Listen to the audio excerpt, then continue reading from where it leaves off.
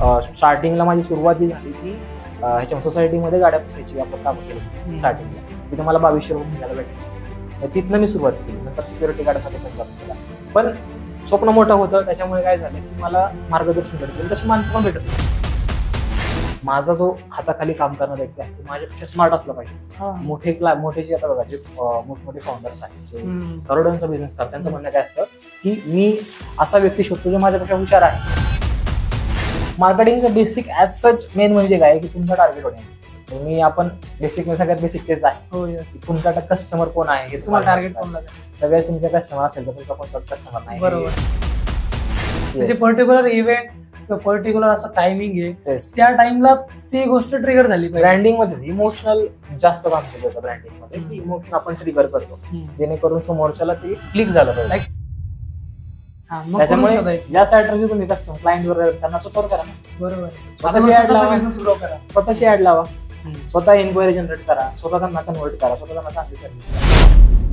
म्हणजे की कस्टमरच्या माइंड मध्ये नेहमी राहणं खूप गरजेचं आहे. बरोबर. कारण की आता कॉम्पिटिशनच एवढं हे झालं. आणि तुम्हाला पर्टिक्युलर ऑडियन्सला जर तुम्हाला टार्गेट करायचंय तुमच्या, आणि स्पेसिफिक ऑडियन्स मध्ये भरपूर कॉम्पिटिशन झाले. पहिले फक्त मास ऑडियन्स मध्ये राहायचं, आता स्पेसिफिक ऑडियन्स मध्ये कॉम्पिटिशन चालू. डेफिनेटली. त्यामुळे आपल्याला त्याच्यामध्ये अवेअरनेस नेहमी करत राहावीच लागणार आहे. म्हणजे आपण कस्टमरच्या माइंड मध्ये नेहमी राहू. गरीबाकडून जर सेल्स करायचा असेल तर त्याला स्वप्न दाखवा, आणि श्रीमंताकडून सेल करायचं. डिजिटल मार्केटिंग इंडस्ट्रीचं काय फ्युचर वाटतं आणि एआय कसं काय रिफ्लेक्ट करेल, म्हणजे काही बदलून टाकेल एजन्सीमध्ये किंवा काय काय चेंजेस होतील एआय मुळे, किंवा काय फ्युचर आहे डिजिटल मार्केटिंग? स्वप्नील सर, आता जर नवीन विद्यार्थी आहे किंवा फ्रीलान्सर आहे आणि त्याला जर त्याची ऍड एजन्सी सेट करायची आणि त्याला 1 लाख पर मंथच्या रेव्हेन्यू वरती पोहोचायचं आहे, आणि मग त्याला किती दिवस लागतील आणि काय काय स्टेप्स राहतील ते सांग. सगळ्यात पहिल्यांदा ऍड एजन्सी सुरू करायची, तुम्हाला तुमच्याकडे टीम पाहिजे म्हणजे. आणि जर तुम्हाला 1 लाखाचं तुमचं टार्गेट आहे, ते डिपेंड करतं की तुम्ही कोणत्या टार्गेट कस्टमरला डिलिव्हर करता. एक तर तुम्ही आधी जर सगळ्याच क्लायंटला निवडत असाल, जर आपण कसं इंडस्ट्री असतात, इंडस्ट्रीमध्ये जर तुम्ही एक सिस्टम आहे ज्याच्यामध्ये तुम्ही एक स्पेसिफिक पॅकेज ठरवता, 10,000, 15,000, 20,000, तसं जर केलं तर समजा 10,000चं पॅकेज घेतलं तर 10 क्लायंट मध्ये तुमचं 1 लाखाचं टार्गेट पूर्ण होतं. पण तेच जर तुम्ही निश मध्ये गेला, म्हणजे आपण एक स्पेसिफिक इंडस्ट्रीमध्ये गेला, जसं इंटेरियर डिझायनिंग झालं किंवा रिअल इस्टेट झालं, याच्यामध्ये तुम्ही प्रीमियम चार्ज करू शकता. म्हणजे 20,000 किंवा 30,000 रुपये आपण समजा पकडा, 30,000 जर पकडले तर आपले 3 ते 4 क्लायंट मध्येच तुमचा 1 लाख पर मंथचा रेव्हेन्यू जो आहे तो पूर्ण होऊ शकतो. हे आता ह्याच्यावर पण डिपेंड करते की टाइम जो आहे तो तुमच्या सेल्स स्किल किती आहे, की तुम्ही किती इफेक्टिव्हली बोलू शकता, आणि तुमच्या लीड जनरेशनची स्ट्रॅटर्जी काय आहे, तर तुमचा किती ओळखी आहे त्याच्यावर डिपेंड करतं. त्याच्यामध्ये ऍव्हरेज आपण पकडू शकतो. जर नवीन एखादा फ्रीलान्सर असेल त्याला स्टार्टिंगला सगळ्या गोष्टी समजण्यामध्ये, शिकण्यामध्ये 6 महिने ते 1 वर्षाचा वेळ जाऊ शकतो. त्याच्यामध्ये तो जो 1 लाखाचा आकडा आहे तो इझिली तो पूर्ण करू शकतो. आता सपोज एखादा फ्रीलान्सर आहे, सध्याला तो क्लायंट्स त्याच्या ओन हँडल करतोय सध्या स्वतः, मग त्याला आता टीम वरती एक्सपांड करायचं, सध्याला 5-10 हजार वरती त्याचे क्लायंट्स हँडल करतोय per month as a free, असं पार्ट टाइम ऍज असं बघतोय. पण त्याला एजन्सी मध्ये उतरायचंय आता. तर मग त्याची काय स्टेप्स राहील की अगोदर तुम्हाला ह्या स्किल्स ग्रॅप करावं लागतील, हे कोर्सेस करावं लागतील, ह्या स्किल्स तुमच्या अंगी आले, suppose sales skill, marketing skills, मग तुम्ही बिग क्लायंट्सला अप्रोच करू शकता. मग तुमचं 1 लाखचं मंथली टर्नओव्हर असं पोहोचेल, त्या स्टेप्स सांगा. आता ऍक्च्युली तुम्हाला जर फ्रीलान्सरवर ऍज तुम्ही तुमचं बी सांगू शकता की तुम्ही कसं केलं, की मी स्टार्टिंगला फ्रीलान्सर जेव्हा स्टार्ट केलं होतं तुमच्या वेळेनच सांगा की समोरचं कसं. माझं मेन कसं आहे माहितीये का, माझा मेन मुद्दा तोच आहे, कोणताही बिझनेस तुम्हाला मोठा करायचा असेल ना, तुम्हाला एकच गोष्ट लागते, कस्टमर. जर तुमच्याकडे कस्टमर जास्त असतील तर तुम्ही फ्रीलान्सर टू एजन्सी लगेच हे करू शकता, कारण तुमच्याकडे पैसा आहे, तो पैसा तुम्ही टीमवर करू शकता, ऑफिसवर घेऊ शकता. त्याच्यामुळे सगळ्यात पहिले कस्टमर. तुमच्याकडे जर एकदा कस्टमर बेस वाढला की तुम्ही मग टीम हायर करा, इंटर्न्स हायर करा, आणि मग जर तुम्हाला ऑफिस घ्यायचं असेल तर तुम्ही घेऊ शकता. कारण आपली कामं जी आहेत ती सगळी घरातनं पण होऊ शकतात. असं नाही की तुमच्याकडे फॅन्सी ऑफिस असलं पाहिजे. तर at the end ad agency मध्ये काय होतं की कस्टमरला रिझल्ट, तुमच्या क्लायंटला रिझल्ट इम्पॉर्टंट आहे, ना की तुम्ही कुठून काम करताय, तुमच्या कामाचे काय तुमचे एक्सपेन्सेस आहेत ते. त्याच्यामुळे जर मेन हवं असेल तर तुमची क्लायंट कस्टमर जो बेस आहे, कस्टमरचा आकडा वाढवा, मग तुमचे जे एक्सपेन्सेस आहेत किंवा जे टीम आहे ते तुम्ही वाढवू शकता. आणि स्किल्सचा पार्ट हा जो आहे, एज अ बिझनेस ओनर जो आहे, तुमच्याकडे एकतर तुम्हाला डिजिटल मार्केटिंग काय आहे हे पूर्ण माहित पाहिजे. म्हणजे ज्या गोष्टी तुम्ही मार्केटमध्ये देणार आहात त्याचं नॉलेज तुमच्या स्वतःकडे पाहिजे. जर मी समोरच्याला ऍड सर्व्हिस देतो आहे किंवा लीड जनरेशन सर्व्हिस देतो आहे, तर मला माहित पाहिजे की लीड जनरेशन काय असतं, त्याच्यामध्ये कोणकोणत्या कॉम्प्लिकेटेड स्टेप्स आहेत. जरी तुम्हाला एक्सपर्टीज नसू द्या, पण तुमच्याकडे त्यातल्या प्रोसेस माहित पाहिजे.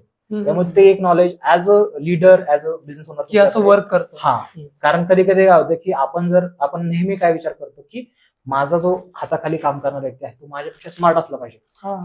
मोठे जे आता बघा, जे मोठमोठे फाउंडर्स आहेत, जे करोडोंचा बिझनेस करतात, त्यांचं म्हणणं काय असतं की मी असा व्यक्ती शोधतो जो माझ्यापेक्षा हुशार आहे. जसं की रितेश अगरवाल म्हणतो की मी असा माणूस शोधतो की तो माझं वर्क करेल हँडल, मी मोठ्या गोष्टीवर लक्ष देईल. पण त्या गोष्टी काय आहेत हे तुम्हाला माहित पाहिजे, कारण त्यांनी जर काही ब्लफ केला, त्यांनी काही चुकीचं सांगितलं, आपल्याला वाटतं की अरे हा तू बरोबर बोलतोय, आपल्याला माहित पाहिजे ना त्यातला प्रोसेस काय आहे, कसं वर्कआउट कसं करते आपल्याला बेसिक माहित पाहिजे. त्याने जर आपल्याला रॅन्डम काही फॅक्ट सांगितली ती आपण म्हणणार अरे हा बरोबर आहे, पण आपल्याला जर माहित नसलं तर आपण कधी मग इथे मेन स्कॅम होतो.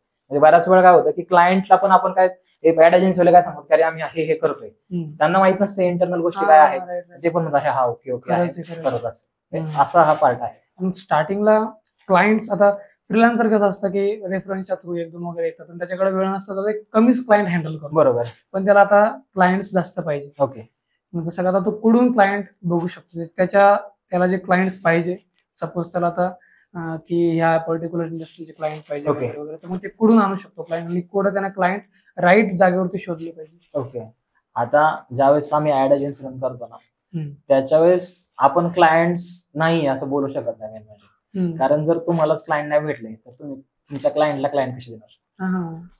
म्हणजे ऑब्विस प्रश्न आहे. जर तुम्ही मार्केटिंग एजन्सी आहे, तुमच्याकडेच क्लायंट, तुम्ही जर मार्केटमध्ये ऍड करताय की आम्ही तुमचे कस्टमर वाढवू, तुमच्याकडे कस्टमर नाही तर मग प्रॉब्लेम येतो.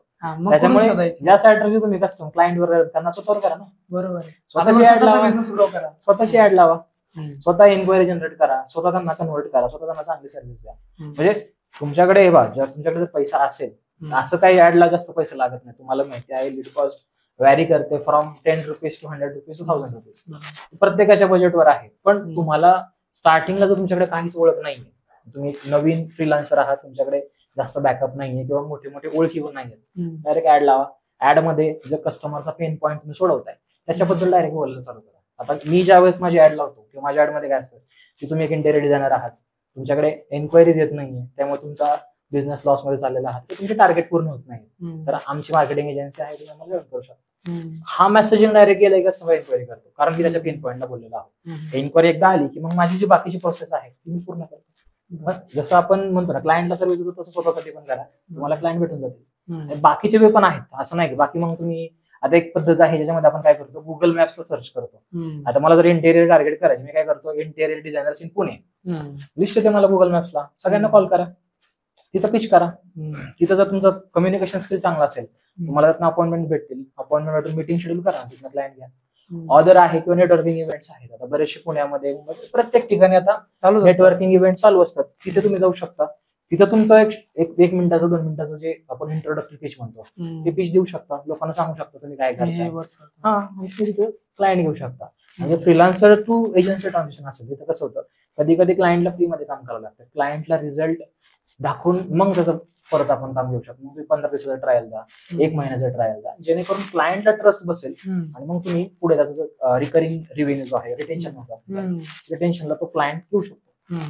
मग आता हे तर एक पार्ट राहिला की लर्निंग आणि ह्या गोष्टीनंतर आपण रेव्हेन्यू कडे जाणार, पण त्याच्या अगोदर एक पार्ट होतो की लर्निंग. ओके, मग आता एजन्सी सेट करायची, परंतु आता मला लीड जनरेशन शिकायचंय, सोशल मीडिया मार्केटिंग शिकायचंय, SEO शिकायचंय, तर मग हे कोणते राईट कोर्सेस आहे किंवा कुठं शिकायला पाहिजे, कसं प्रॅक्टिकली त्याला अप्लाय केलं पाहिजे त्याबद्दल. ओके, आता जर तुम्ही डिजिटल मार्केटिंग पाहिलं, याच्यामध्ये खूप साऱ्या गोष्टी आहेत. म्हणजे SEO आलं, वेबसाईट डेव्हलपमेंट आलं, लीड जनरेशन आलं, बऱ्याचशा गोष्टी आहेत. आता शिकायला एक सगळ्यात फ्री प्लॅटफॉर्म आहे तो म्हणजे युट्यूब. युट्यूबला तुम्हाला सगळ्या गोष्टी फ्री मध्ये शिकायला मिळतील. त्यानंतर तुम्ही जर तुम्हाला अजून पेड कोर्सेस मध्ये जायचं, तिथं तुम्हाला कन्सल्टेशन गायडन्स पाहिजे, मग तिथं तुम्ही अशा ठिकाणी कोर्सेस करू शकता की ज्या ठिकाणी तुम्हाला प्रॅक्टिकल केस स्टडीज दिले जातात, जेणेकरून तुम्ही त्याच्यावर वर्क करू शकता आणि त्याचा रिझल्ट भेटू शकतो. मी तर आता असं माझं मत झालेलं आहे की तुम्ही अशा ठिकाणी शिका ज्या ठिकाणी तुम्हाला सेल्स पण शिकवलं जाईल. कारण आत्ताच्या कंडिशन मध्ये जर तुम्हाला एजन्सी चालू करायची आहे तर फक्त तुमचं टेक्निकल नॉलेज इम्पॉर्टंट नाही, तर त्यासोबत तुम्ही क्लायंट्स कसे घेताय, त्या क्लायंटला कन्व्हिन्स कसं करताना सर्व्हिस कशी देता हे पण इम्पॉर्टंट आहे. त्याच्यामुळे असं तुम्ही अशा ठिकाणी कोर्स केला पाहिजे की जिथे तुम्हाला एक तर प्रॅक्टिकल नॉलेज भेटतंय, जे लेटेस्ट केस स्टडीज जे आहेत मार्केटच्या तुम्हाला शिकायला मिळतात आणि सोबत सेल्स आणि मार्केटिंग जे आहेत दोघांचं कॉम्बिनेशन तुम्हाला शिकायला मिळतं. अशा कोणत्याही ठिकाणावर तुम्ही कोर्सेस करू शकता. स्टार्टिंगला इथं बरोबर झालं की लर्निंगचं झालं. आता लर्निंग घेतली, थोडं वर्कआउट होत आहे, परंतु स्टार्टिंगला एकाच माणसाकडून सगळं वर्क होत नाही. बरोबर. खूप वेळेस क्लायंट मोठा असतो किंवा खूप जास्त हे असतं रिक्वायरमेंट्स ते फुलफिल एका माणसाकडून होत नाही. मग आता टीम हायर स्टार्ट कसं करायचं? स्टार्ट ऍज अ इंटर्न करायचं की डायरेक्ट टीम हायर करायची, किंवा चांगलं स्किल कुठून हायर करायचं, किंवा त्याला कसं रिटेन करायचं? ओके, टीम आता टीम साठी बेस्ट आहे लिंक्डइन.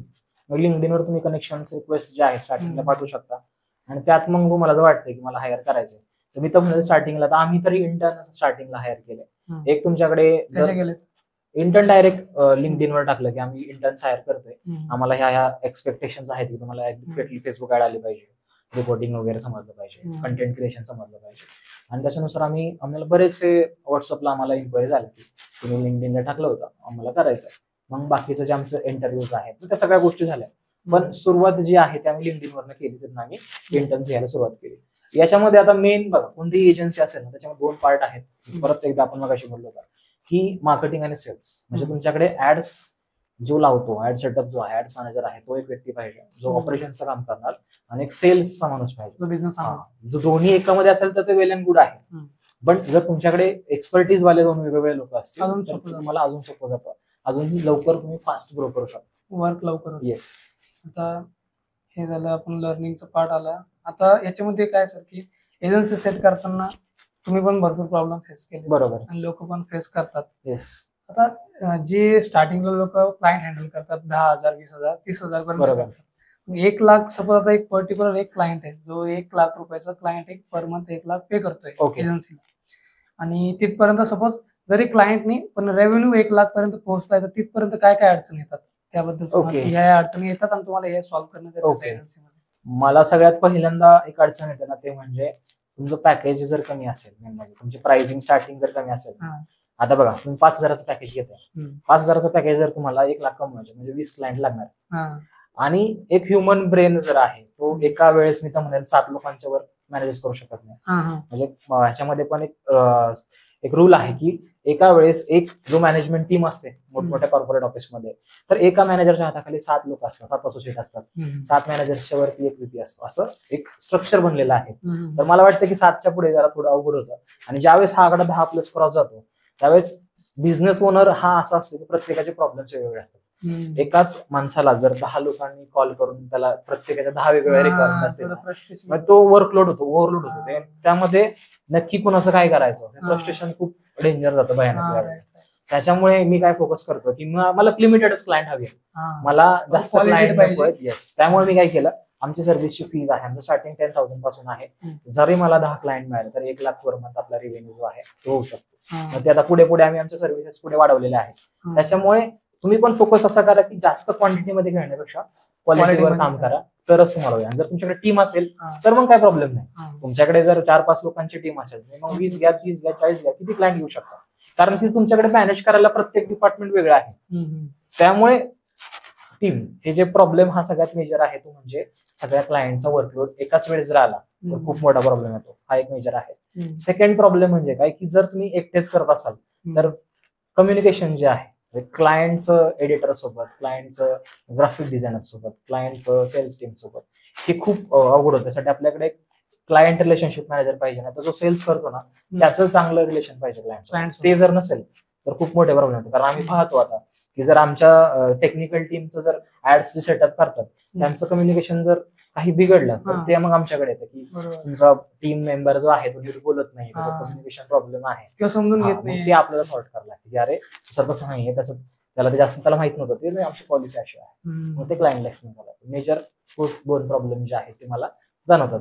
एकाच वेळेस डिलिव्हरेबल्स जर जास्त असतील तर तो एक प्रॉब्लेम येतो. समजा तुम्ही समोरच्याला सांगितलं की मी तुम्हाला एका महिन्यामध्ये 10 रील 10 पोस्ट देणार, आणि 10 क्लायंटने जर तुम्हाला 10 रील 10 पोस्ट एका महिन्यामध्ये मागितले आणि तुमचा डिझायनर व्हिडिओ एडिटर तेवढ्या लेवलची कामं नसेल करत, तर मग तिथं परत कामाचा वर्कलोड तुम्हाला वाढणार आहे.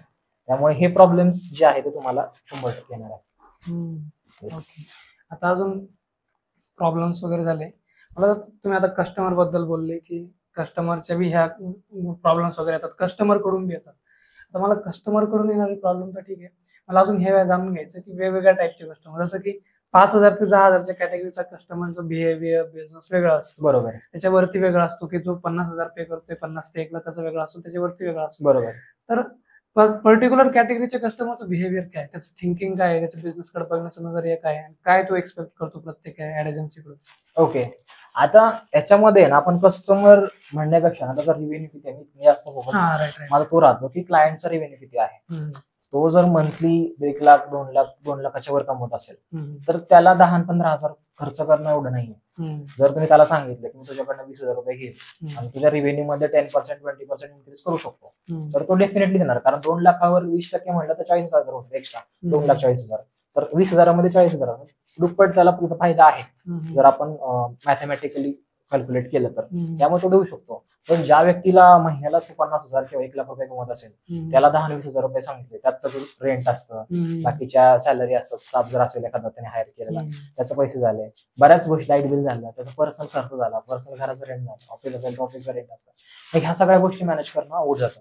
त्याच्यामुळे काय होतं की आता तसं विचार करायला गेला क्लायंटचं पण चूक नाही ना, कारण मला सांगा त्याला जर रिझल्ट भेटत नाहीये तर तो आपल्याला बोलणारच आहे. त्याच्यामुळे आपण ऍज अ एजन्सी ओनर आधीच विचार केला पाहिजे या गोष्टीचा की माझा क्लायंट नेमका कोण आहे.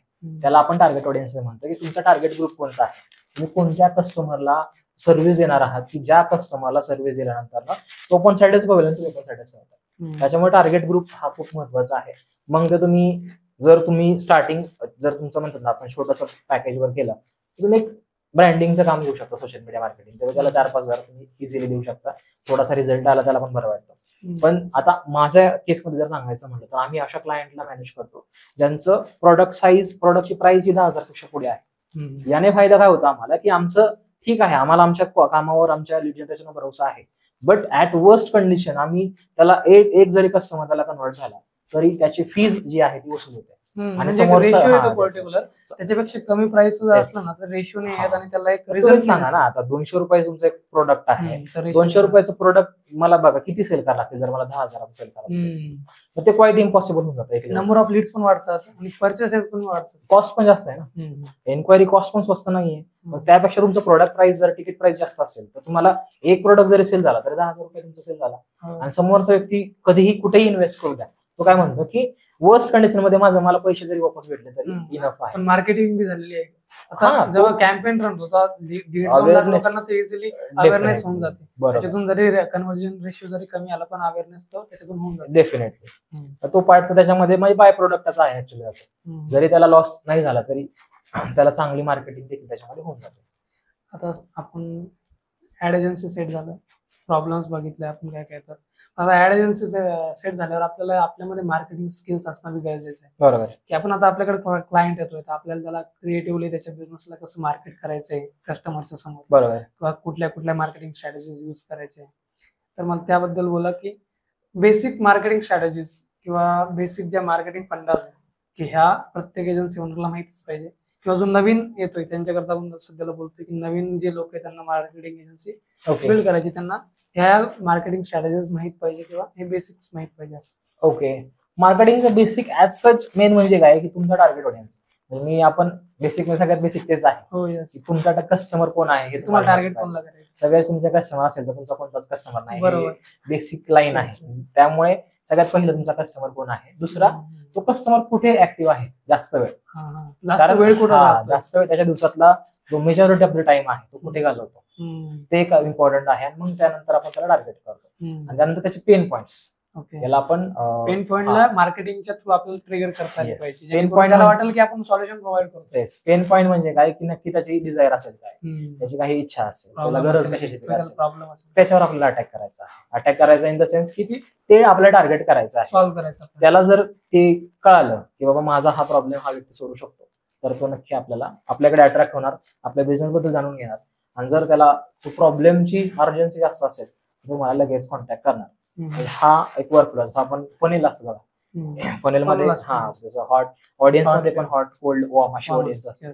तर ही जी हॉट ऑडियन्स आहे ना ती आपण ऍड्स थ्रू ग्रॅप करू शकतो. आणि ही कोल्ड आणि वॉर्म तर ही आहे सोशल मीडिया थ्रू आपण कनेक्ट करू शकतो. आणि कोल्ड जो आहे की ज्याला आपल्याबद्दल माहित आहे ते पण आपल्याला हळूहळू बिल्ड करावं लागतं. हॉट ऑडियन्स तुम्हाला ऍड्स थ्रू लवकरात लवकर ग्रॅब करता येते.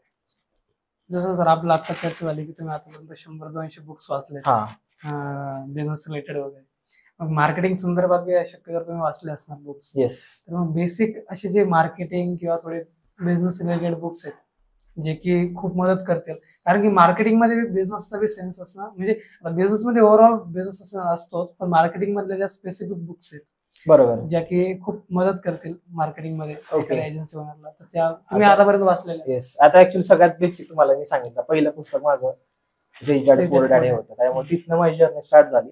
आणि मार्केटिंग मध्ये बोलायचं म्हणजे फिलिप कोटलर नावाचा एक ऑथर आहे, त्याचे पुस्तक मार्केटिंगवर त्यांनी खूप काम केलेलं आहे, त्याचे तुम्ही पुस्तक वाचू शकता. किंवा एक अलेक्स हार्मोझीचं त्याचं पुस्तक आहे, हार्मोझी 100 मिलियन डील्स, 100 मिलियन लीड्स नावाचं, सोशल मीडियावर खूप छान ऍक्टिव्ह असतो. 100 मिलियन ऑफर्स, 2 पुस्तक आहेत, ती एक नंबर आहे. त्यानंतर एक सेल लाईक क्रेझी नावाचं एक पुस्तक आहे, त्याच्यामध्ये पण खूप चांगल्या गोष्टी. किंग कॉंग त्याचं ते ऑस्ट्रेलियाची एजन्सी आहे. त्यानंतर एक 1 पेज मार्केटिंग प्लॅन नावाचं एक पुस्तक आहे, त्याच्यामध्ये पण 9 गोष्टी आहेत. सेल लाईक क्रेझी मध्ये मला सांगा बरं तुम्हाला काय काय best strategy. Sell like crazy मध्ये आता ऍक्च्युली कसं झालंय, काही ऑथर्सचा मेन कन्सेप्ट सगळीकडे सेम आहे. जसं way of presentation 100 million offers मध्ये काय सांगतात, इरेजिस्टिबल ऑफर आहे, आणि इकडं गॉडफादर ऑफर आहे, असं काहीतरी 2 इकडं तिकडे असं स्ट्रॅटर्जी ती असते की क्लायंटला अशी ऑफर करा की त्याने ते नाही म्हटलं नाही पाहिजे, अशी त्याला ऑफर करा. हे ते मेन 2 पुस्तकातलं जे आहे तो सारा आपण म्हणू शकतो. त्यातलं मला आवडलेली गोष्ट आहे 100 मिलियन डील्स. फिलिप कोटलर तुम्ही म्हणले, फिलिप कोटलरचे सगळे त्याचे खूप बुक्स आहेत त्याचे. नंतर अजून एक आहे इंटरनेट मार्केटिंगचं त्यांचं आहे, पण मला आता त्याचं नाव आठवणार. त्याची बरीचशी पुस्तकं आहेत, म्हणजे कॉपीराईट्सवर आहेत, लीड्सवर आहेत, ट्रॅफिकवर आहेत, बरेचसे स्पेसिफिक. खूप स्पेसिफिक, प्रत्येक निशवर पुस्तक आहे आता सध्या मार्केटिंगच्या. त्याच्यामुळे ते ऑथरचं नाव मला आठवलं की तुम्हाला मी सजेस्ट करेलच.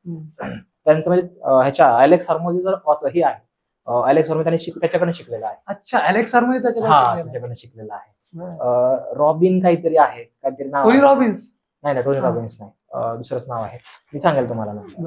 ते आपण हे करूया. आपण आता जसं की आपण बुक्स बद्दल बोललो, पण तुम्ही आतापर्यंत तुम्हाला बेस्ट मार्केटिंग स्ट्रॅटेजीज एखाद्या ब्रँडनं ह्या मार्केटिंग स्ट्रॅटेजीज अप्लाय केल्या त्याच्या बिझनेसमध्ये, बिग ब्रँड असो किंवा छोटा ब्रँड असो, रिजन असो, कुठलाही असो, की तुम्हाला आतापर्यंत खूप जास्त आवडली अशा 2-4 स्ट्रॅटेजीज सांगा, म्हणजे त्याने जेणेकरून आपल्याला कळेल की यार ती मार्केटिंग स्ट्रॅटेजी अशी प्ले झाली होती आणि असा रिझल्ट आलेला आहे. तुम्हाला आतापर्यंत बेस्ट कॅम्पेन, मार्केटिंग कॅम्पेन याचा थोडा विचार करायला लागेल. ऍक्च्युली मार्केटिंग कॅम्पेन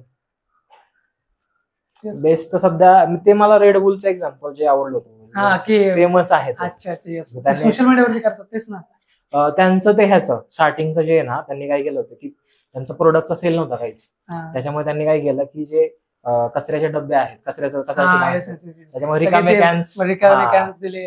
कॅन्स टाकले होते, आणि तिथनं मग लोकांना वाटायला लागलं की खूप छान. सार मेन काय बघा ना, कुठेही बघा की आपण काय करतो, आपलं सायकोलॉजी काय सांगते की जिथे गर्दी आहे त्याचं प्रोडक्ट चांगला असतं.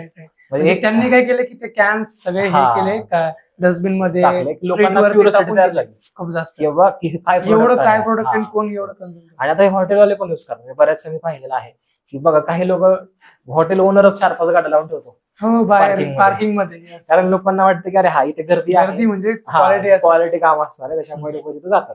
मग ही एक आहे की ही आपण युज केलं पाहिजे की तिथं जर तुम्हाला वाटतंय की तुमचं स्टार्टिंगला ट्रॅक्शन भेटत नाही कधी, त्याच्यामुळे तुम्ही तुमच्या नातेवाईक, आता हे दोन्ही वेळेला करू शकतो, म्हणजे म्हणतो ना आपण चांगल्या पद्धतीने पण करू शकतो, निगेटिव्ह पण. तुम्हाला जर हे करायचंय, लवकरच रिझल्ट हवा असेल तर काही लोक करतात की डायरेक्ट फेक कस्टमर रिव्ह्यू बनवतात, पण आपण आपल्या नातेवाईकांना तुम्ही सांगा ना कस्टमर रिव्ह्यू द्यायला. क्लायंट तुमच्या नातेवाईकांची व्हिडिओ फीडबॅक घ्या, त्यांना तुम्ही प्रोडक्ट दाखवू शकता, आणि त्या रिव्ह्यूच्या बेसवर तुम्ही कस्टमर.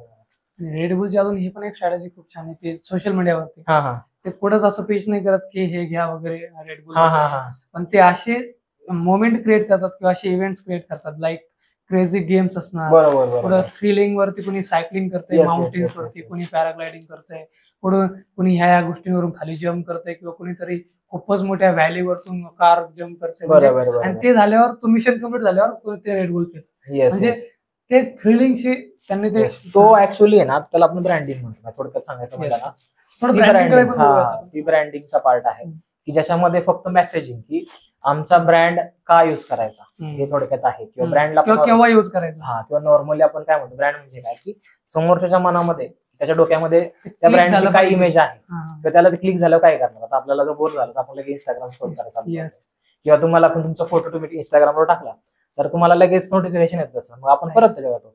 आता एक पुस्तक आहे हुकड नावाचं, हुकड म्हणजे ग्रॅब झालं. तुम्ही तुमचं ऍप कसं डेव्हलप करू शकता की समोरचा व्यक्ती त्याला अटेन्शन द्यायला पाहिजे, त्याच्यात नाही का तो हे झाला पाहिजे. त्याच्यामध्ये सगळं सांगितलेलं आहे, त्यांनी कसं ट्रिगर रन करायचा, कसं ग्रॅटिफिकेशन द्यायचं त्यांना, कसं रिवॉर्ड करायचं, परत कसं आपल्या ऍपवर तो आल्या पाहिजे, या सगळ्या गोष्टी ज्या आहेत त्या हुकड या पुस्तकामध्ये चांगल्या पद्धतीने सांगितलेलं आहे. तर ते पण तुम्ही वाचू शकता त्याच्यामध्ये. आता आपण मार्केटिंग स्ट्रॅटेजीज बद्दल बोललो, तर ठीक आहे, आपण मार्केटिंग स्ट्रॅटेजीज बद्दल बुक्स वगैरे आपण बघितले, काही कॅम्पेन्स वगैरे बघितले. मला थोडं ब्रँडिंग कडे बी आपण बघू थोडं, की एक ब्रँड कसं बिल्ड होतो. आता कारण की एक एजन्सीचं हेच वर्क आहे की बिझनेसला स्केल करणं. बरोबर. आणि आता जे ट्रेडिशनल बिझनेस असतात ते तर स्टार्टअप्स नसतात की ते न्यू प्रोडक्ट आहे असं म्हणजे किंवा युनिक प्रोडक्ट आहे जे की प्रमोट होतील, त्यांना ऍज अ ब्रँडच बनवायचं आहे. मग त्यांना 0 to ब्रँड पर्यंत ते कुठल्या मार्केटिंग स्ट्रॅटेजीच्या थ्रू ते ब्रँड बनवू शकतात. ओके, आता ब्रँड ऍक्च्युली ना मेन प्रॉब्लेम काय होतो, इथं ब्रँड आपल्यामध्ये वेगळं समजलं जातं आणि बाहेर वेगळं कन्सेप्शन आहे. ब्रँड मध्ये मेन म्हणजे काय, समोरच्या टॉप ऑफ द माइंड आपण असलं पाहिजे. मग यासाठी काय करायचं, यासाठी जो अवेअरनेसचे कॅम्पेन असतात सगळे ऍड्स मध्ये जे अवेअरनेसचे कॅम्पेन आहेत, किंवा तुम्हाला बिलबोर्डला, टीव्हीला, न्यूजपेपरला हे जे कंटिन्यू कमर्शियल दिसतात हे सगळे ब्रँडिंगचे कमर्शियल असतात. याच्यामधनं एक इमोशन पास ऑन करण्याचं काम करतात, की बाबा जर तुम्ही कोको कोला पाहिलं, हॅपीनेस जो फिलिंग आहे तो ते प्रोव्हाइड करतात. त्यानंतर ना हे जे कॅडबरीचे जे आहेत सगळे, प्रत्येक फेस्टिवलला त्यांचं मेसेजिंग वेगळं असतं, पण शेवटी काय असतं की कुछ मीठा हो जाए, त्यांनी ती टॅगलाईन बनवलेली आहे. त्यानंतर मॅगी एका ठिकाणी तुम्ही कुठे वेगळ्या ठिकाणी गेलेले जिथे काहीच अवेलेबल नाही, किंवा हॉस्टेलमध्ये, किंवा आता जेवण नाही म्हणलेले, स्कूलवरून आता घरी आलाय नेमकं, मग मॅगी म्हणजे पर्टिक्युलर इव्हेंट किंवा पर्टिक्युलर असं टायमिंग आहे, त्या टाइमला ती गोष्ट ट्रिगर झाली पाहिजे. ब्रँडिंग मध्ये इमोशनल जास्त काम केलं जातं ब्रँडिंग मध्ये, की इमोशन आपण ट्रिगर करतो जेणेकरून समोरच्याला ते क्लिक झालं पाहिजे. लाईक तुम्ही बोलले की जर मी फ्री बसलेलो आहे, टाइमपास करायचं तर लगेच आपण इंस्टाग्राम करतो, म्हणजे ते एक असं पॉईंट आहे की त्या टाइमला आपल्याला पर्टिक्युलर ब्रँड आठवलं पाहिजे. त्याच्यामुळेच तुम्ही पाहत असाल की कंटिन्यू यांचे जाहिरात असतात, म्हणजे मोठमोठे ब्रँड्स आहेत, म्हणजे तुमच्या टॉप ऑफ द माइंड मध्ये ते राहतातच नेहमी, अवेअरनेस नेहमी चालूच असते. मग ते जे ट्रेंडिंगला आहे त्या सगळ्या गोष्टी त्या करत असतात ब्रँड, आणि आपल्याला पण करावं लागतं. अमूल करतो, जसं की अमूल, फेविकॉल, कॅडबरी, ह्या ज्या ब्रँड्स आहेत, कोको कोला, हे जे आहे त्यांचं सगळं जे ट्रेंडिंग आहे, ट्रेंडला जे आहे ते सगळं ते करतात. अमूल तर, आणि सगळ्यात आता तुम्ही जर पाहिलं सोशल मीडियावर तर हे इन्स्टामार्ट, स्विगी, झोमॅटो यांच्या म्हणतो ना, यांच्या कंटेंटच्या ज्या हे आहेत, नोटिफिकेशन जे आहेत ते खूप छान आहे. सोशल मीडिया प्रोफाईल्स पण पाहते, खूप छान काम करतात त्याच्यावर. तो पण एक प्रकारे ब्रँडिंगचाच पार्ट आपण कन्सिडर करू शकतो. म्हणजे की कस्टमरच्या माइंड मध्ये नेहमी राहणं खूप गरजेचं आहे. बरोबर, कारण की आता कॉम्पिटिशनच एवढं हे झालेलं आहे. आणि तुम्हाला पर्टिक्युलर ऑडियन्सला जर तुम्हाला टार्गेट करायचं आहे तुमच्या, आणि स्पेसिफिक ऑडियन्स मध्ये भरपूर कॉम्पिटिशन झाले. पहिले फक्त मास ऑडियन्स मध्ये राहायचं, आता स्पेसिफिक ऑडियन्स मध्ये कॉम्पिटिशन म्हणत चाललं. डेफिनेटली. त्यामुळे आपल्याला त्याच्यामध्ये अवेअरनेस नेहमी करत राहावीच लागणार आहे, म्हणजे आपण कस्टमरच्या माइंड मध्ये नेहमी राहू. नाही, आता म्हणजे पहिलं कसं व्हायचं नाही का, की पहिलं आता लीड जनरेशन, आमचं ऍड्स एजन्सी आहे, ऍड्स एजन्सी काय काम करते की एन्क्वायरी जनरेट करून क्लायंटला देते, बट त्याच्या पुढे जाऊन पण हा ब्रँडिंगचा पार्ट आहे. कारण तुम्हाला जर नॉर्मल मार्केटमध्ये राहायचं असेल, तुम्ही ऍड लावा, एन्क्वायरी घ्या आणि त्यांना कन्वर्ट करा. पण जर तुम्हाला ब्रँड बनवायचा असेल तर तुम्हाला अवेअरनेस कडे वळायला लागेल, पर्सनल ब्रँडिंग कडे. आता नवीन फील्ड जास्त इव्हॉल्व्ह होतीये, पर्सनल ब्रँडिंग कडे वळायला लागेल, वेगवेगळं कंटेंट तयार करावं लागेल.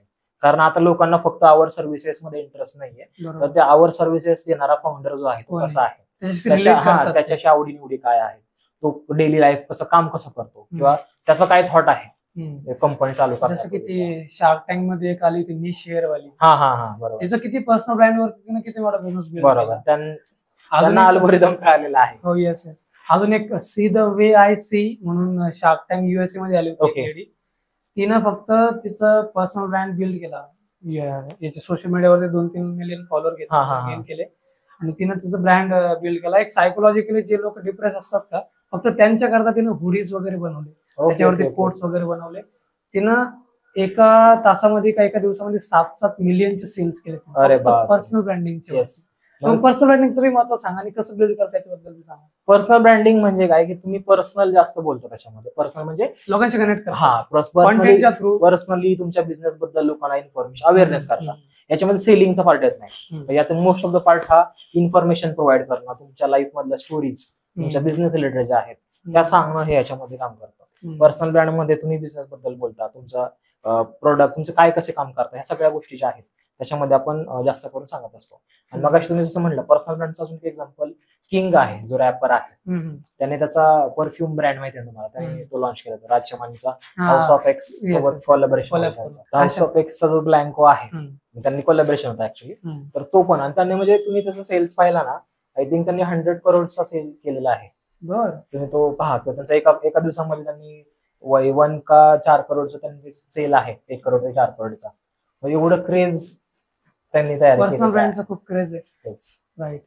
हे पर्सनल ब्रँड. येस. आता आपण सर आता मार्केटिंगचं आपण बघितलं, एजन्सी सेट कशी करायची बघितली. पण जरी आपल्याला मार्केटिंगचे स्किल्स आहेत, पण ह्या कधीतरी असं असतं की आपण मागं कुठेतरी बॅकएंडचं वर्क असतं कधी, आणि एजन्सीचं बी ठीक आहे आपण बॅकएंडला करू शकतो, पण जो फ्रंटला जो मेन बिझनेस येतो तो सेल्स म्हणून येतो. बरोबर. आपल्याला कम्युनिकेशन स्किल्स, आपल्या प्रेझेंटेशन स्किल्स आणि सेल्स स्किल्स किती महत्वाचे, आणि कुठल्या स्ट्रॅटेजीज आहेत, किंवा आपलं पिच कसं केलं पाहिजे क्लायंटला, आणि कसे क्लायंट आपण आणले पाहिजे, तर त्याबद्दल बोला की सेल्स कसं केलं पाहिजे. ओके. आता सेल्स हा खूप इम्पॉर्टंट पार्ट आहे, आणि मी तर म्हणेल की सेल्स शिवाय कोणताच बिझनेस नाही. म्हणजे बिझनेस तो आहे. तुम्हाला जर तुमचा बिझनेस ग्रो होतो याचं जर कोणतं शुभ चिन्ह असेल तर ते सेल्स आहे. त्यामुळे सेल्स हा मोस्ट इम्पॉर्टंट पार्ट आहे कोणत्याही कंपनीमधला. सेल्स करण्यावर आता सेल्स पण काय झालंय मार्केटमध्ये, आपल्या मराठी लोकांमध्ये जास्त करून त्याचा निगेटिव्ह आहे की सेल्स म्हणलं की लोक घाबरतात, लोक त्याचं लांब पडतात त्यापासून, नाही का. सेल्सचं पर्स्पेक्टिव्ह वेगळं आहे, पण त्यांना ते नेटवर्क मार्केटिंग मोस्टली वाटतं. सेल्स म्हणजे की 2 लोक जोडा, त्यांना अजून 2 लोकांना सांगा, की तो पार्ट वाटतो. बट सेल्स जो ऍक्च्युअल सेल्स आहे, मी तुम्हाला मगाशी आपलं बोलणं झालं तर सांगितलं की सेल्समन आणि सेल्स पर्सन या 2 वेगवेगळ्या गोष्टी आहेत. सेल्समनचं काम फक्त ऑर्डर घेणं आहे, जे रिटेलमध्ये काम चालतं. सेल्स पर्सन जो आहे, सेल्स पर्सन हा प्रोफेशनल व्यक्ती असतो. तो आधी क्लायंटची रिक्वायरमेंट समजून घेतो, त्याला नक्की त्या प्रोडक्टची गरज आहे का ते आधी चेक करतो, आणि त्याच्या प्रॉब्लेमला त्याची जी काही इच्छा अपेक्षा आहे त्या अपेक्षेवर एक सोल्युशन प्रोव्हाइड करण्याचं काम आहे. आणि त्याची डिसिजन मेकिंगची प्रोसेस आहे ती इझी करण्याचं काम हे सेल्स पर्सनचं असतं. तो कन्सल्ट करतो त्याला पूर्णपणे की तुमची प्रॉब्लेम ही आहे, तुम्हाला सोल्युशन हे आहे, ते त्यांना गाईड करतो एका प्रकारे. बरोबर. ते नीड आणि वॉन्ट जे म्हणतो आपण, जर ते प्रॉब्लेम असेल तर ती नीड झाली, आणि वॉन्ट म्हणजे त्याच्या इच्छा अपेक्षा. म्हणजे मला फॅमिलीला घेऊन ट्रिप करायची आहे तर हे वॉन्ट मध्ये, आणि जर माझं पोट दुखते मला दवाखान्यात जायचं ती माझी गरज आहे. त्या गोष्टी त्याला प्रत्येकाला सेल करता आला पाहिजे तुम्हाला. म्हणजे तुमच्याकडे हेल्थ इन्शुरन्स असला पाहिजे, हे तुमची गरज आहे. तुम्ही वेकेशन केलं पाहिजे, हे तुमचं वॉन्ट आहे. प्रत्येकाला सेल्स करण्याची पद्धत हे वेगवेगळे आहेत. त्यामुळे सेल्स हा खूप इम्पॉर्टंट पार्ट आहे. तसं मी जर तुम्हाला सांगितलं की आपण काय करतो, आधी कस्टमरची रिक्वायरमेंट काय आहे ते आपण समजून घेतो, किंवा त्याच्यामध्ये ती रिक्वायरमेंट तयार पण करते कधी कधी. आता म्हणतो ना की आपण नीड क्रिएट करणं, की त्याला जाणून देणं की तुला ही प्रॉब्लेम आहे किंवा तुला ह्या गोष्टीची गरज आहे. आणि सेल्स मध्ये 2 गोष्टी आहेत की ज्या सेल होतात. आता हे थोडंसं डीप मध्ये चाललेलं आहे. 2 गोष्टी आहेत. एक तर आहे की तुम्ही समोरच्याला भीती दाखवू शकता, फिअर दाखवू शकता, त्याला हे दाखवू शकता की इनसिक्युरिटी. आणि दुसरं म्हणजे होप. म्हणजे मी एका ठिकाणी वाचलं होतं की गरीबाकडून जर सेल्स करायचं असेल तर त्याला स्वप्न दाखवा, आणि श्रीमंताकडून सेल करायचं भीती दाखवा. श्रीमंताला तुम्ही ट्रस्ट फॅक्टरच्या थ्रू, म्हणजे जसं की रिसेंटच आमचं बोलणं झालं एक सरांसोबत, ते बोलले की जर तुम्हाला श्रीमंतांना टार्गेट करायचं आहे त्यांच्यामध्ये ट्रस्ट फॅक्टरला नाही हे करून टाका, की सपोज तुम्ही प्रोटीन डब्बा आहे का त्याला देताय, तर त्याला सांगा की हा फक्त 1,500ला आहे. समोर त्याला काय आवडत, अरे यार 1,500चा आहे, काही क्वालिटी नसेल याच्यामध्ये, लोकांना ट्रस्ट इश्यू येतो, त्याच्यामध्ये क्वालिटी आहे का, राईट इन्ग्रेडियंट्स आहेत का, हे नक्कीच माझ्यावर वर्क करेल का, तर तिथे ट्रस्ट फॅक्टर येतो, म्हणजे रिस्क येतो तिथं. बरोबर. ते नाही घेणार. पण जर आपण असं म्हणलं की यार ठीक आहे तुमचा हा रिस्क आहे, जर तुम्ही हेल्थवर लक्ष नाही दिलं तर तुम्हाला हा प्रोडक्ट खूप गरजेचं आहे, बरोबर, मग किती महाग असू द्या मग ते घेणार. आणि जर तुम्ही सेम म्हणले की होप दाखवा यांना, हे तुम्ही आपण नेटवर्क मार्केटिंग बद्दल बोललो की लोक नेटवर्क मार्केटिंग मध्ये का लवकर एंटर करतात, की लोकांना होप, ड्रीम्स दाखवले, BMW दाखवले जाते, तर हे गोष्ट राईट वर्क करते. अजून एक 2 स्ट्रॅटेजी असेल ती एक आहे. त्यानंतर ना आपण सेल्स मध्ये कसं होतं ही एक हे आहे काय म्हणतात त्याला, एक इफेक्ट, नाव मला सांगता येणार नाही, पण आपण नॉर्मली काय करतो प्राइस सांगताना आपण आधी हायर प्राइस सांगतो आणि त्यानंतर मग लोअर प्राइस सांगतो. अँकर इफेक्ट. तर अँकर इफेक्ट त्याला म्हणतात. जसं की हे मेनली थिएटर्स मध्ये सगळीकडे चालतंय ऍक्च्युली. आता म्हणजे इंडिया हा प्राइस सेन्सिटिव्ह मार्केट आहे. म्हणजे इंडियामध्ये तुम्ही 2 रुपये जर इकडे तिकडे केलं ना समोरचा, त्या 1 रुपयासाठी जो कस्टमर आहे, जो सॉरी बिझनेस ओनर आहे, त्याला चेंज करू शकतो. म्हणजे एवढी इंडियन कस्टमर जो आहे तो प्राइस सेन्सिटिव्ह आहे. त्याच्यामुळे तो एक स्ट्रॅटेजी आहे जिथं आपण कस्टमरला कंटिन्यू डिस्काउंट पाहिजे आताच्या कंडिशन मध्ये. त्याच्यामुळे तुम्ही डिस्काउंटवर काम केलं पाहिजे. आणि अजून एक गोष्ट आहे ती म्हणजे व्हॅल्यू प्रपोजिशन. तुम्ही सर्व्हिस बिझनेस मध्ये असाल ना तर तिथं तुम्हाला हे व्हॅल्यू प्रपोजिशन तुम्हाला कळालं पाहिजे. म्हणजेच काय, समजा मी समोरच्याकडनं 20,000 रुपये घेतोय किंवा 50,000 रुपये ऍज अ मार्केटिंग सर्व्हिस मी जर चार्ज करतोय, तर त्याला ती जी कॉस्ट आहे ती कमी वाटली पाहिजे. त्याला जे रिटर्न भेटणार आहे, त्याला जी व्हॅल्यू भेटणार आहे ना, त्याच्या मोबदल्यामध्ये. म्हणजे माझं नेहमी म्हणणं येत असतं की जर मी समोरच्याकडनं 50,000 घेतलं तर मी त्याला 5 लाखाची व्हॅल्यू देणार. म्हणजे त्याला ते 50,000 कमी वाटणार. मग त्यावेळेस ते वाटणार ना. ज्यावेळेस आता बरेच लोक असे आहेत की ज्या लोक म्हणतात की आमचं सेल्स होत नाही. मग इथं काय होतं की व्हॅल्यू मिसमॅच होतं. समोरच्याला तुम्ही काय विकताय हे त्याला कळत नाहीये किंवा तुम्हाला त्याला राईट पद्धतीने सांगता येत नाही की मी तुम्हाला काय विकतोय ते. म्हणजे आता सोशल मीडिया आपण मग सांगितलं तुम्हाला की लोक डिजिटल मार्केटिंग मध्ये पॅकेजेस सेल करताना सांगतात आम्ही तुम्हाला 10 रील देऊ, 5 पोस्ट देऊ. मग याच्या पुढे काय, समोरचा तुमचं सर्व्हिस का घेणार, ह्याच्या पाठीमागे काहीतरी रिझनिंग पाहिजे ना. मग ज्यावेळेस आम्ही ह्या गोष्टींचा अभ्यास केला त्यावेळेस आम्हाला एक गोष्ट कळाली, लोकांचा मेन प्रॉब्लेम आहे सेल्स. त्यांच्या बिझनेसमध्ये सेल्स वाढत नाही. मग आम्ही जी माझी मार्केटिंग एजन्सी आहे त्याच्यामध्ये मी टार्गेट एकच केलं की आपण काय करणार की कस्टमरचा सेल वाढवणार. सेल कसा वाढवणार, आपण लीड जनरेशन सर्व्हिस प्रोव्हाइड करणार. मग लीड जनरेशन सर्व्हिस मध्ये आम्ही हे तुम्हाला सांगतो, कस्टमर कोणत्याही कस्टमरला आमचा जो बिझनेस ओनर आहे त्याला आपण तेच सांगतो की तुम्ही आमच्याकडे सर्व्हिस द्या, आम्ही तुम्हाला इन्क्वायरी देतो, त्या इन्क्वायरीवर तुम्ही काम करा, तुम्हाला कन्व्हर्जन मिळेल. प्लस याच्यामध्ये बऱ्याच काही कस्टमर्स आहेत त्यांना सेल्स बद्दल माहित नाही, जसं आपण आता बोलतो खूप मोठा प्रॉब्लेम होतो. लोकांना सेल्स बद्दल अवेअरनेस नाही की सेल्स कसा करायचा. मग ते लोक काय करतात, एकदा कॉल करतात, कॉल नाही उचलला संपला विषय. मग आम्हाला सांगा सेल्स प्रोसेस माहिती. सेल्स प्रोसेस आम्हाला कॉल करतात, म्हणतात की कस्टमर फोन उचलत नाहीये. आमचं काम ऍज अ एजन्सी ओनर काय आहे की तुम्हाला लीड जनरेट करून एन्क्वायरी सेल्स काढणं तुमचा. तरी आम्ही त्याच्यामध्ये आता एंट्री केलेली आहे की बाबा ऍट द एंड क्लायंटला एज्युकेट करणं गरजेचं आहे. क्लायंटला मी सांगतो मी अजून एकदा कॉल करा, नाहीतर त्याला ते प्रोसेस नाही कळणार आणि आपल्याकडून चाललंय ना क्लायंट. आणि मेन काय होतं त्याच्यामध्ये कॉस्ट इन्व्हॉल्व आहे. आपण कस्टमर एन्क्वायरी घेण्यासाठी पैसे देतो, त्याच्यामुळे ती प्रत्येक एन्क्वायरीची किंमत आहे. त्यामुळे आपण राईट फॉलोअप घेतला पाहिजे. तो कस्टमर जोपर्यंत नाही म्हणत नाही तोपर्यंत आपण त्याचा मी तुम्हाला फॉलोअप घेतला पाहिजे. आणि फॉलोअप तुम्ही सेल्स मधला नेक्स्ट पार्ट आहे म्हणजे फॉलोअप. कारण तुम्ही कितीही सेल्स हा कधीच पहिल्या डील मध्ये क्लोज होत नाही. म्हणजे ठीक आहे सर, आपण याच्यावर काय करू, तुम्ही सेल्स प्रोसेस सांगून द्या, सस्पेक्ट, प्रॉस्पेक्ट, लीड टू असं सेल्स प्रोसेस सांगून द्या. ओके, आता ही कस्टमर जर्नी ज्याला म्हणतो आपण, याच्यामध्ये कसं राहतं, एक सगळ्यात पहिलं जे स्टेप आहे ती आहे सस्पेक्ट. अवेअरनेस स्टेज मध्ये म्हणण्यापेक्षा त्याच्या आधीचे स्टेज की समोरचा व्यक्ती आहे की हा आपली टार्गेट ऑडियन्स. मी तुम्हाला एक एक्झाम्पल सांगतो, फोटोग्राफीचं एक्झाम्पल सांगतो. मी पुण्यामध्ये राहतो, पुण्यामध्ये एक व्यक्ती आहे त्याला फोटोग्राफी सर्व्हिस हवी आहे आणि एक फोटोग्राफर आहे, तो फोटोग्राफी सर्व्हिस सेल करतो. त्याला गरज आहे आणि ह्याच्याकडे ती सर्व्हिस देऊ शकतो, पण या दोघांकडे एकमेकांचे कॉन्टॅक्ट नाहीये. त्याला गरज आहे, तो सस्पेक्ट आहे.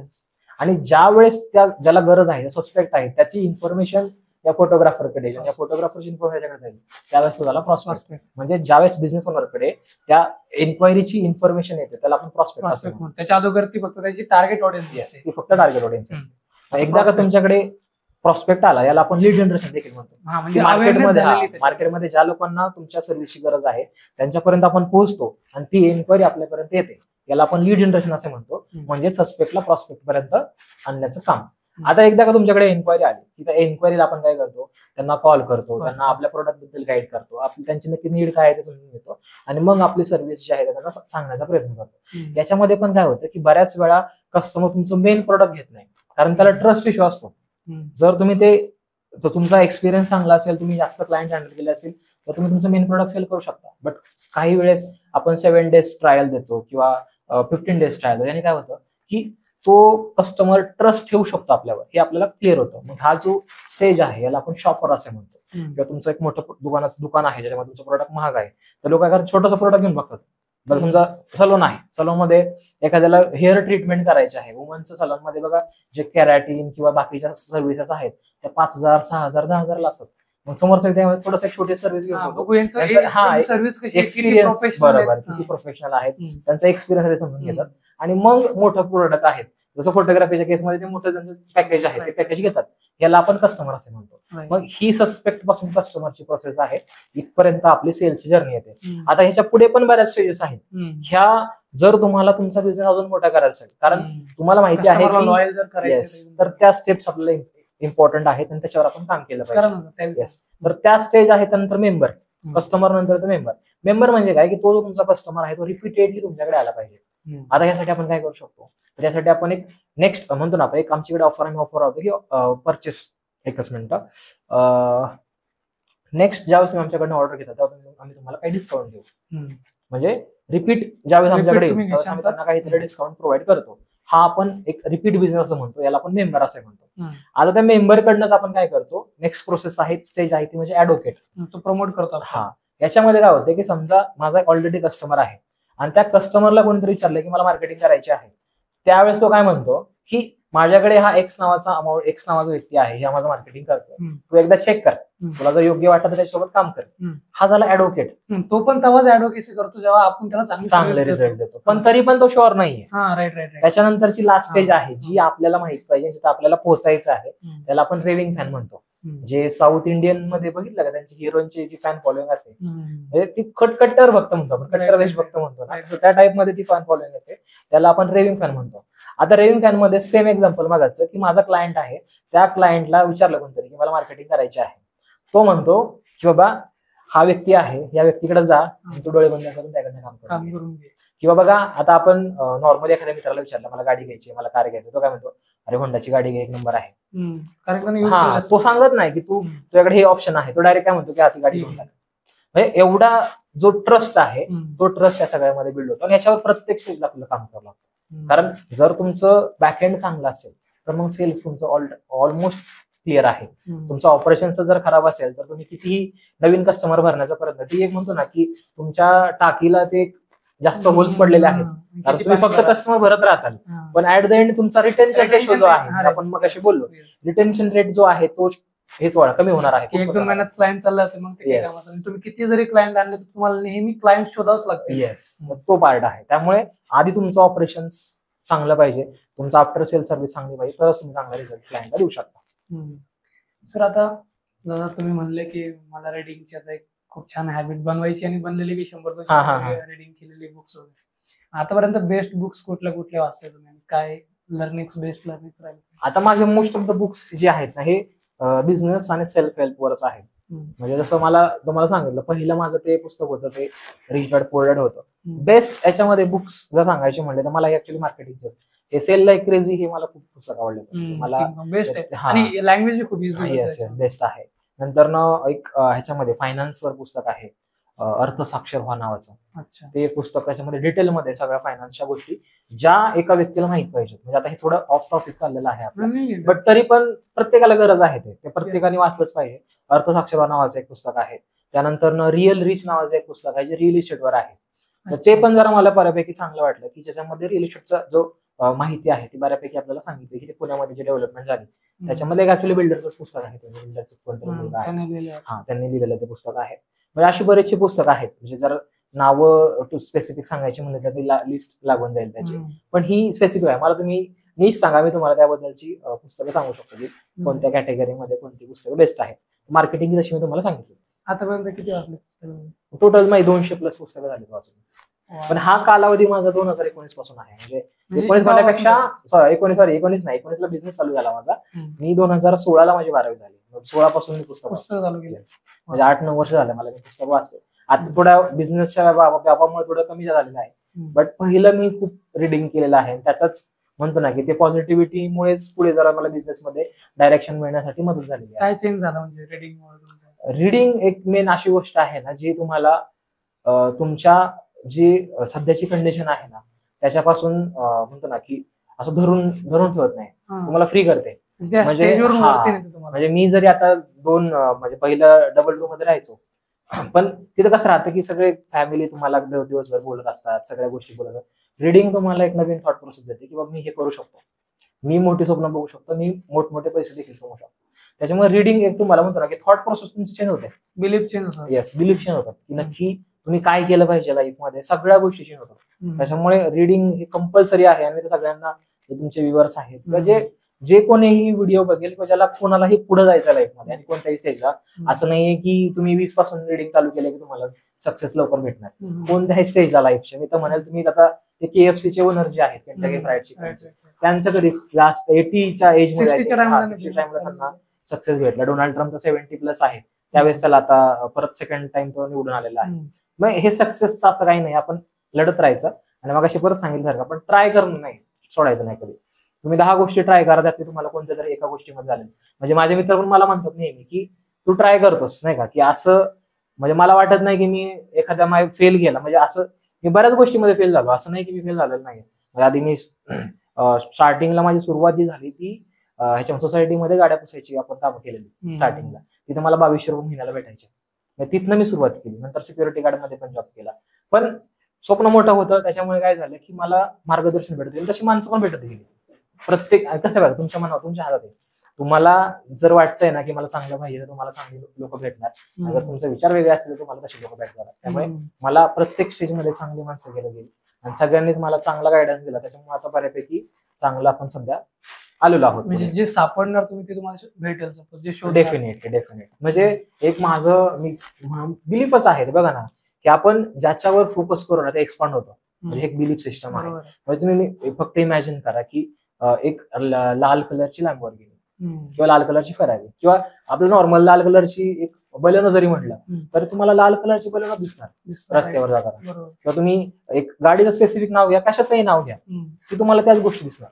तसं मग तुम्ही जर स्वतःला सांगून ठेवलंय की मला बिझनेस करायचा आहे किंवा स्वतःला टार्गेट ठेवा मला येत्या 2 वर्षामध्ये 1 करोड रुपयांचा बिझनेस करायचा आहे, मग तुम्हाला तुमच्या डोक्यात ते कंटिन्यू चालू राहणार. मग तुम्हाला आयडिया सापडत जाणार की अरे हा मी हे करू शकतो, याच्यातनं माझं जे टार्गेट आहे ते मी अशा प्रकारे अचीव्ह करू शकतो. डिजिटल मार्केटिंग एजन्सीचं काय फ्युचर वाटतं तुम्हाला? आणि AI कसं काय रिप्लिकेट करेल, म्हणजे काही बदलून टाकेल एजन्सीमध्ये किंवा काय काय चेंजेस होतील AI मुळे, किंवा काय फ्युचर आहे डिजिटल मार्केटिंग? ओके, आता याचे 2 प्रश्न आहेत ऍक्च्युली. एक तर डिजिटल मार्केटिंगचं फ्युचर आणि AI काय करू शकतो.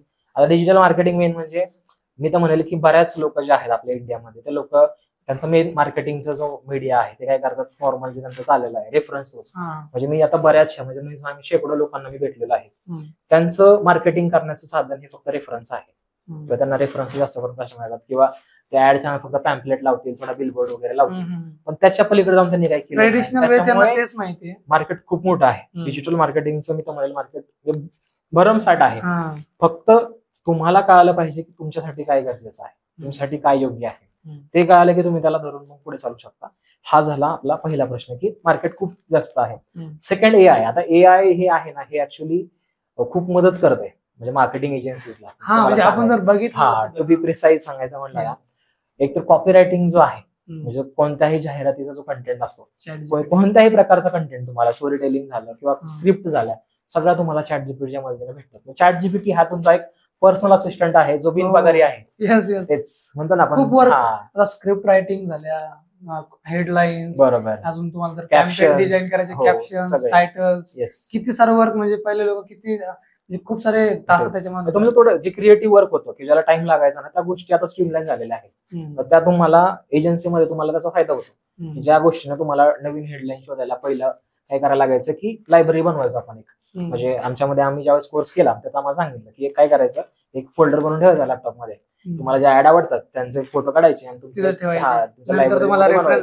ज्यावेळेस तुम्हाला ऍड बनवायचे कोणत्या क्लायंटची चेक करायचं, त्यातनं तुम्हाला जे बेस्ट वाटेल ते तुम्ही त्यातनं इन्स्पायर करून त्याला नवीन बनवायचं. मग ते असं प्रकार होत. आता तसं नाही. आता तुम्ही ChatGPTला जर सर्च केलं तर तुम्हाला शेकडो हेडलाईन्स भेटतात. मग तो एक पार्ट आहे. आणि AI मी तर म्हणेल की चांगला आहे. कधी कधी हे जर तुम्ही अजून डेटा अनालिटिक्स मध्ये गेला ना तर हे कस्टमर बिहेवियर तुम्हाला सांगण्यासाठी म्हणजे ह्या तरी आपण म्हणतो ना, अजून ह्या एवढ्या डीप मी पण त्याच्यामध्ये रिसर्च नाही केलेला, पण जेवढे मी ऐकलेलं आहे त्याच्यामध्ये आपल्याला कस्टमर बिहेवियर समजतो. जर तुम्ही एक आपले फेसबुकवर एक हे बघा, फेसबुकवर एक नेटफ्लिक्सची सिरीज आहे, त्या सिरीज मध्ये त्यांनी बऱ्याचशा गोष्टी सांगितलेल्या आहेत. कशा प्रकारे फेसबुक जे आहे त्यांचं अल्गोरिदम वर्क करतं. तुम्हाला एखादी गोष्ट जर तुम्ही लाईक केली तर तुम्हाला त्याच प्रकारचा कॉन्टेंट कसं दाखवतो. हे कशामुळे? हे मशीन लर्निंग आणि AI मुळेच पॉसिबल आहे. त्यामुळे स्कोप खूप आहे. आणि तुम्हाला जर राईट वे माहित असेल ना तर तुम्ही AIच्या मदतीने अजून फास्ट ग्रो करू शकता. अडॉप्ट करावंच लागेल, कारण तेच आता फ्युचर बी तेच बनणार आहे. आणि ते सगळं आता त्याच्या थ्रू सगळ्यात पहिले मायक्रोसॉफ्ट आला, बरोबर. थ्रू हे चेंज झालं सगळं. आता AI आलाय, हे पण चेंज करणार, तर ह्याला अडॉप्ट करावंच लागेल. येस, नाही अडॅप्टेशन, सर्वायवल म्हणतो, सर्वायवल ऑफ द फिटेस्ट ही कोटच आहे. जो मार्केटनुसार स्वतःला अडॅप्ट करणार तोच टिकणार मार्केटमध्ये. त्याच्यामुळे जे नवीन काही येईल तर तुमच्याकडे आलं पाहिजे. उदाहरण कस्टमर तुम्हाला म्हणणार आहे तुमच्याकडे आहे का, त्यावेळेस काय सांगणार. आणि मी काय म्हणतो की बघा, नॉर्मल जे आता ब्रँड्स आहेत, काही ब्रँड्स असे आहेत की ज्या ब्रँडात थोडक्यात सांगायचं म्हणजे कोडक हा डिजिटल कॅमेराचा ब्रँड आहे. आणि सॉरी, कॅमेराचा ब्रँड आहे. डिजिटल कॅमेराचं इन्व्हेंशन त्यांनी केलं, त्यांच्या कंपनीने केलं, पण लक्ष नाही दिलं, त्यांना ते अडॅप्ट करता आलं नाही. पण कस्टमरची रिक्वायरमेंट तर होती. कस्टमरने काय केलं, मग कोडाचा कस्टमर आला निकॉनकडे, सोनीकडे. जसं की तुम्ही बघितलं, तुम्ही म्हणले की कस्टमर ₹2 जर इकडे तिकडे झाले किंवा 2 गोष्टी जर इकडे तिकडे झाल्या, जर बेटर द्यायला लागलं तर कस्टमर बघत नाही की ब्रँड कोणी काय, त्या स्वतःचा विचार करताना लगेच चेंज करून टाकतात, बिझनेस असो की काही असो. तो प्रकार आहे. त्याच्यामुळे तुम्हाला म्हणतो ना की अडॅप्ट करायलाच लागणार आहे. काही होऊ दे. मी तुम्हाला प्रत्येक, आता तुम्ही जॉब जरी करत असाल ना तरी स्वतःला अडॅप्ट करा. कारण तुम्हाला जर हायर पोझिशनवर जायचं असेल तर स्वतःला अपग्रेड केल्याशिवाय समोरचा व्यक्ती पण तुम्हाला एक्स्ट्रा पे करणार नाही. म्हणजे नॉर्मल जॉबच्या लाईनमध्ये, कॉर्पोरेट लेवलमध्ये असंच असतं की समोरच्याला जर 10 पट फायदा होत असेल, जर समोरच्याला 2 लाखाचा फायदा असेल तर तुम्हाला तो 20,000 द्यायला तयार आहे. त्यामुळे स्वतः अपग्रेड करणं खूप गरजेचं आहे. कॉर्पोरेट असून तर बिझनेसमध्ये जास्त आहे ते. कारण बिझनेस ही तारेवरची कसरत आहे. दररोज तुम्हाला नवीन कस्टमर शोधायचा असतो, नवीन स्ट्रॅटेजीज मार्केटमध्ये इम्प्लिमेंट करायचे असतात. त्यामुळे तो एक अवघड पार्ट आहे ऍज कम्पेअर टू जॉब. मला एक लास्ट थिंग पाहिजे तुमच्याकडून, एक की तुम्ही आतापर्यंत एक, म्हणजे मी माझं एक फॉर्मॅटच बनलेलं आहे की मी प्रत्येकाला विचारतोच ते, की तुमचा एक लास्ट बेस्ट कोट काय, की जे तुम्ही आतापर्यंत ऐकलेलं. प्रत्येकाचा एक ड्राईव्ह फोर्स असतो की यार मी ह्या माइंडसेटवरती, ह्या थिंकिंगवरती आज मला खूप जास्त मी अचीव्ह केलं किंवा मी इन फ्युचर अचीव्ह करणार आहे. तर सेम मी तुम्हाला पण विचारतोय की तुमचा एक ड्राईव्ह फोर्स काय, की तुम्ही ह्या पर्टिक्युलर माइंडसेट किंवा पर्टिक्युलर कोट तो तुम्हाला खूप आवडतो आणि त्यानेच तुम्ही इन फ्युचर बिझनेस करणार किंवा त्या माइंडसेटनेच तुम्हाला आतापर्यंत इथपर्यंत पोहोचवलं. ओके, सगळ्यात मी ऍक्च्युअली माझं प्रत्येक स्टेजला आहे ना चेंज होत गेलं सांगायचं. बरं ठीक आहे, तुम्ही सांगू शकता. पहिले स्टार्टिंग होते ना माझे, ज्यावेळेस मी सुरुवात केली त्यावेळेस माझं एक fake it till you make it quote होता जो मला आवडायचा. नंतर ना मी शरद तांदळ्यांचं पुस्तक वाचलं, आपलं द एंटरप्रेन्योर. त्याच्यामध्ये त्यांनी एक कोट सांगितलं होतं की नाही का, the opportunity dance with those who are already on the dance floor. म्हणजे संधी त्यांनाच भेटते जे ऑलरेडी दरवाजा ठोकत असतात. ही एक कोट जे आहे ते मला खूप क्लिक होतं. बिझनेसचे बरेचसे कोट आहेत नाही का. त्यानंतर ना एक सूट्स नावाची सिरीज आहे, वेब सिरीज आहे. त्याच्यामध्ये नाही का एक ह्याच्यावर कोट म्हणण्यापेक्षा काय म्हणतात त्याला, एक लाईन आहे. त्याच्यामध्ये ते सांगतात की आपला जो लेवल आहे ती इथं आहे, आपल्याला इथं जायचं आहे. ते तो जो एक आहे तो एक खूप दरवेळेस रिअलाइज करून घेतो की आपण अजून काही नाही, आपण खूप जास्त. त्यानंतर एक युट्यूबर आहे ते पण नेटवर्क मार्केटिंग मध्ये होते आधी, पुष्कराज ठाकूर. त्यांचा एक केरामिक त्यांचा प्रोग्राम पाहिला होता मी. त्यांच्यामध्ये त्यांनी सांगितलं होतं की नाही का, स्वतःच्या विचारांना 7व्या आसमानावर घेऊन जावा आणि त्यांना सांगा मला वरती म्हणून. वा वा वा, खतरनाक. Personality development 53 courses. येस, माझं राहिलं ते करायचं. ते त्यातलं ते कोट मला सारखंच आवडतं खूप. खतरनाक. थँक्यू सर, म्हणजे तुम्ही तुमचा वेळ दिला आणि मस्त सर एजन्सी बिझनेस कसं सेट करायचा, मार्केटिंग, सेल्स, अजून सर टोटली माइंडसेट वरती पण बोललो आणि मस्त चर्चा झाली. धन्यवाद सर. नक्कीच पुढच्या वेळेस अजून एखाद्या वेळेस झालं तर आपण पुन्हा एकदा करूया. नक्की. मला एकतर इथं इन्व्हाइट केल्याबद्दल खूप खूप धन्यवाद. आणि असंच बघू, अजून नवीन काही टॉपिक्स मिळाले तर आपण नक्कीच पुन्हा एकदा करू. धन्यवाद. थँक्यू.